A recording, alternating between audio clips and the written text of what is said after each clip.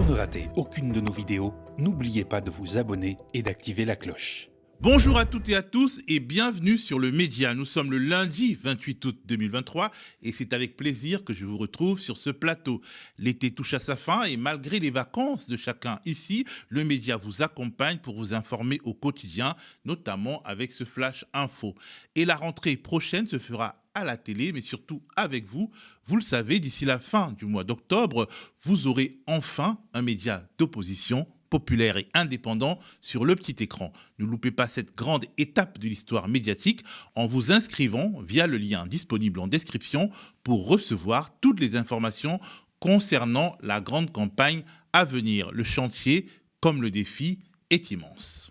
Croyez-moi ou pas, mais la nuit dernière, j'ai fait un rêve étrange. Je bossais pour l'Élysée, alors j'espère que ce n'était pas sous Macron, aucun indice ne m'éclairait sur le sujet. J'étais le gars qui gardait le bureau à partir duquel le président de la République devait appuyer sur le bouton nucléaire. Bon, ça ne me change pas de la vraie vie puisqu'on me prend souvent pour un vigile au supermarché, ne me demandez pas pourquoi. Et bref, en faisant une fausse manip, j'ai appuyé sur le bouton.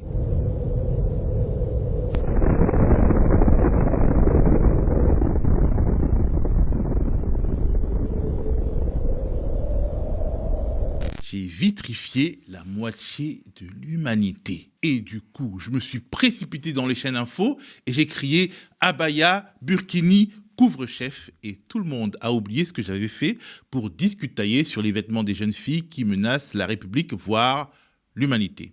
Bon, en vrai, je raconte n'importe quoi, je n'ai pas fait ce rêve, mais après plusieurs semaines de vacances, je manquais d'idées pour l'intro de ce nouveau flash d'infos du Média qui évoquera aujourd'hui, comme vous pouvez l'imaginer, le week-end de rentrée politique que nous venons de vivre avec notamment le coup politique de Gabriel Attal sur les abayas, le jour de gloire de Gérald Darmanin vampirisé par Elisabeth Borne et les bisbilles au sein de la NUPES au sujet de la stratégie gagnante en vue des élections européenne. Mais avant tout ça, nous parlerons du discours d'Emmanuel Macron lors de la traditionnelle conférence des ambassadeurs et des ambassadrices. Un discours qui ajoute une pièce dans le jukebox des relations déjà très compliquées entre la France, le Niger et les autres pays et opinions publiques du Sahel. Et après l'entrée éditoriale, suivront les 3 actualités du jour sélectionnées et traitées par la rédaction du Média. C'est parti.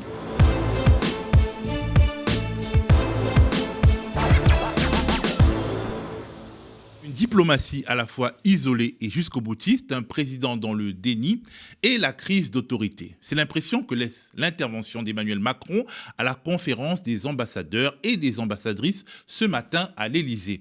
Une conférence où il a été naturellement question du Niger, pays sahélien qui vient d'être secoué par un coup d'État qui, comme ceux du Mali et du Burkina Faso voisins, a ouvert la boîte de Pandore de la contestation de la présence militaire et de l'hégémonie diplomatique de l'ancienne puissance coloniale, la France. L'annonce forte qu'Emmanuel Macron a faite pourrait se résumer dans une expression qui est aussi le titre d'un tube du chanteur malien Salif Keïta, « Nous pas bouger ». En gros, expulsé par les autorités de fait au pouvoir à Niamey, l'ambassadeur Sylvain Ité ne s'en ira pas. Et de toute façon, la France a raison de refuser le fait accompli du changement de régime et de plaider pour la réinstallation par la force du président renversé Mohamed Bazoum, qui est maintenu captif par les militaires de son pays. Je pense que notre politique est la bonne. Elle repose sur le courage du président Bazoum, sur l'engagement de nos diplomates, de notre ambassadeur sur le terrain, qui reste, malgré les pressions, malgré tout et malgré toutes les déclarations d'autorité illégitime, grâce à l'engagement de nos forces de sécurité intérieure et de nos militaires. Si ceci n'est pas une manière de créer un conflit bilatéral qui justifierait une intervention militaire directe sur le terrain du droit international, alors que la perspective d'une intervention de la communauté économique des États de l'Afrique de l'Ouest s'éloigne, en raison des réticences de pays voisins comme l'Algérie, le Burkina Faso et le Mali, mais également de la puissante Union africaine, cela y ressemble terriblement.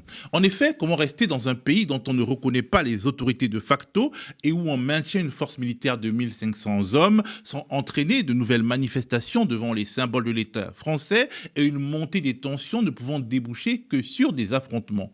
Dans un contexte où une fraction importante de la jeunesse et de l'armée se radicalise chaque jour un peu plus contre l'ancien colonisateur, les jours à venir devront être observés attentivement. De plus, l'argumentaire d'Emmanuel Macron, confronté à la défiance, voire à la trahison des États-Unis, qui ont décidé de reconnaître le régime des putschistes à Niamey, fait doucement sourire ceux qui connaissent juste un peu les choix faits par la France ces dernières années dans son ancien précaré. Écoutons d'abord Emmanuel Macron. Alors, on a dit que la France était trop engagée en soutien au président Bazoum. J'entends les gazettes, je lis le commentaire parfois des autres capitales. Mais on ferait quoi si un coup d'État comme ça se passait en Bulgarie ou en Roumanie? On irait dire, il ne faut pas trop s'engager. On va regarder, parce que les putschistes nous ont proposé un Premier ministre. Voilà, on va s'engager, c'est ça la bonne politique. Il ne faut pas être jusqu'au boutiste, on n'est pas chez nous.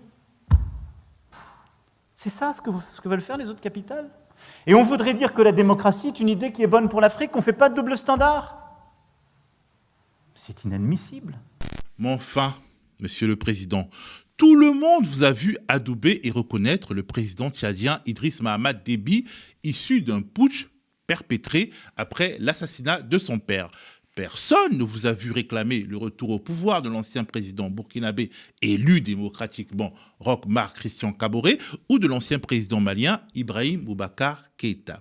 Vos leçons d'antiracisme et de diplomatie des valeurs sonnent faux. Bien entendu, comme dans ce genre de circonstances, Emmanuel Macron a mis en cause, cette fois de manière voilée, des manœuvres réelles ou supposées de nouveaux conquistadors qu'on imagine russes ou turcs. Si on cède aux arguments inadmissibles de cette alliance baroque des prétendus panafricains avec les néo-impérialistes, on vit chez les fous. On veut bien vous croire, monsieur Macron, mais refusez d'obtempérer à l'expulsion de votre ambassadeur dans un pays étranger contre tous les usages diplomatiques dans un pays où vous avez une force militaire installée sur un continent où votre armée a orchestré il y a juste un peu plus de 10 ans des changements de régime. Ça ressemble aussi un petit peu, un chouïa, à de l'impérialisme, non? Comment débuter cette semaine sans vous parler de ce week-end de rentrée politique haut en couleur? Entre les universités d'été des gauches, chacune de son côté, les communistes qui prennent leur distance avec la NUPES, la Mélenchonie qui applaudit Ségolène Royal qui se dit être dispo pour mener une liste d'union avec eux aux européennes, Sandrine Rousseau, boudée par les Insoumis car finalement elle s'aligne sur la volonté des Verts de faire liste à part, ou encore Darmanin en meeting à Tourcoing et Attal sur TF1. C'était un week-end explosif. Bref, c'est de Darmanin et d'Attal dont on va causer maintenant. Ouais, des os, pas des os, faut bien faire un choix dans ce bazar et ça n'a pas été simple à la rédac. Alors, le premier a donc organisé un grand meeting à Tourcoing, son fief, là où il a été maire 2 fois entre 2014 et 2020, avec ce dimanche un grand thème, la classe populaire. Oui, Darmanin avait à la bouche un mot qui revenait souvent. Parce que c'est justement le sujet de cette journée, la fibre sociale, les sentiments des Français qui appartiennent aux classes populaires, aux classes moyennes, auxquels nous avons fait droit tout aujourd'hui, toute cet après-midi. Et c'est ici, à Tourcoing, dans une ville fière de ses origines ouvrières, de ses habitants travailleurs et de ses quartiers populaires, que nous avons posé, ou que nous essayons de poser, comme beaucoup avant nous, la seule question qui vaille au fond, c'est-à-dire la question sociale. Dans un second temps, il nous faut, je le pense très sincèrement, et je sais qu'on en a longuement parlé, reprendre la lutte contre l'assignation à résidence, la grande idée du président de la République. Là est le combat républicain. L'assignation à résidence géographique, l'assignation à résidence sociale, où notre jeunesse, nos quartiers populaires doivent, comme nos aînés, comme nous-mêmes, comme j'en ai bénéficié, comme nombreux ici en ont bénéficié, avoir accès à l'ascenseur républicain. Le ministre de l'Intérieur, premier flic de France, qui habituellement donne plutôt les ordres à ses troupes d'aller bien rétablir l'ordre en tabassant les ouvriers en grève ou en manif, cela joue donc Jaurès ou Mélenchon. Il ira même plus loin. Celui qui dit s'inquiéter de ce qu'il se passera en 2027, coucou Marine Le Pen, a souhaité séduire les dites classes populaires, tenez-vous bien, en leur offrant frites et saucisses. Oui, pour eux, c'est ouvriers, CGT, saucisses, frites. Voici une belle vision qu'ont nos élites droitardes des couches populaires. GG, à ne pas confondre avec notre GG à nous ici, G1000, a donc réuni environ 1000 personnes pour l'écouter prononcer son discours de campagne Non, son discours tout court. Malgré les signaux évidents sur ses intentions présidentielles, personne n'assume encore publiquement la chose. Lui, le premier, qui feint avec une crédibilité relative, une loyauté sans faille à Emmanuel Macron. Nous avons défendu une sensibilité particulière qui s'inscrit totalement dans l'action du président de la République. L'idée n'est évidemment pas de créer un parti, un mouvement, mais il ne faut pas vous étonner que les hommes politiques fassent de la politique. Et parmi le gratin macroniste présent, c'est la même petite musique. Ça veut dire qu'en 2027, il faudrait mettre un bulletin à Darmanin. Non, là vous êtes dans une forme de projection qui n'a pas lieu d'être. Le ministre de l'Intérieur ne cache pas ses ambitions ces derniers jours. Non, le ministre de l'Intérieur, il travaille au quotidien pour la sécurité des Français. Il était à Nîmes encore avant-hier. Il est là en permanence sur le travail. Et puis, il apporte des idées que d'autres portent. Et on est en train de débattre pour la suite du quinquennat. Il prend la décision de sortir un peu de son couloir de nage, entre guillemets, c'est l'expression idoine. Mais Gérald Darmanin, c'est aussi, avant d'être ministre de l'Intérieur, c'est un élu, c'est un maire. Et donc c'est parfaitement légitime, comme n'importe quel ministre, de pouvoir parler d'autre chose que son portefeuille. 1000 personnes donc, mais surtout des encravatés, élus et personnes de bonne famille, venus soutenir celui qui a été adoubé par Nicolas Sarkozy. Oui, étrangement, ce délinquant multirécidiviste-là semble tout à fait fréquentable en haut lieu. La première ministre Elisabeth Borne a elle-même aussi fait le déplacement. Non prévu initialement, c'est elle qui s'est invitée in extremis, nous raconte Le Monde de ce jour, mais pour aller, je cite, freiner l'offensive Darmanin. C'est donc elle, et non ce dernier, qui a eu le mot de la fin pour conclure cette journée spéciale. Elle en a profité pour faire passer quelques messages, d'abord en lui rappelant qu'il n'est pas le seul au gouvernement à avoir des origines modestes. Chacun a son histoire, et moi aussi, je me souviens que c'est la République qui m'a aidé. Elisabeth Borne a été pupille de la nation, alors que j'étais cette jeune fille d'immigrés dont la mère devait élever seule ses 2 enfants, a-t-elle alors déclaré devant l'assistance. Clin d'œil. Avant de se lancer dans la contre-offensive et de refroidir les ardeurs élyséennes de Gérald. Si elle partage ses analyses, elle a quand même trouvé utile d'affirmer que seule l'action collective permettra de répondre aux attentes des Français. Clin d'œil. Avant qu'elle ne débarque, Darmanin rappelait ne pas vouloir laisser Marine Le Pen, je cite, aller irrémédiablement au pouvoir. Mais explique Borne, il n'y a aucune fatalité à cela, avant de rappeler à Darmanin qu'il est lui aussi comptable du bilan d'Emmanuel Macron, étant membre de son exécutif depuis 2017. Clin d'œil. Mais avant de lui faire finalement une grande leçon d'union, car son petit coup politique vient sérieusement menacer la Macronie de se fracturer, elle lui rappelle encore qu'il dispose de moyens sans précédent à la tête de son ministère, mais que, je cite, malgré ça, dans trop de quartiers, des difficultés d'intégration subsistent, la délinquance et les trafics persistent et les drames continuent à survenir. Prenons en exemple les récents événements à Nîmes. Clin d'œil. Clin d'œil, clin d'œil. Ouais, ça pique là. Et dites-vous bien que Macron, depuis sa maison de vacances du Touquet, suivait de très près le déroulé de la journée. Mais depuis quand il y avait aussi l'intervention de Gabriel Attal sur TF1 le même jour pour bien clore un bon dimanche tout moisi. Sur le plateau du JT préféré à Sarkozy et Benalla quand ils sortent de garde à vue, le tout nouveau ministre de l'Éducation est venu dévoiler son plan sur l'éducation et non pas dans le JDD, attention, mais on y reviendra après, dans l'actualité du jour. Alors, qu'y avait-il au menu ? Le problème de la pénurie de professeurs, les programmes scolaires, le salaire des enseignants ? Eh ben non. Pour Gabriel Attal, le problème principal de l'école, c'est la baya. En même temps, ça change du voile et de la burqa. C'est novateur tout en restant synchro. Malin. Si l'éducation nationale va mal, si la République vacille, ce n'est pas à cause des incompétences qui se sont accumulées ou des moyens toujours plus limités, non. C'est à cause d'une robe longue et un peu ample. Voilà. Celui qui n'y croit pas se place hors du champ républicain.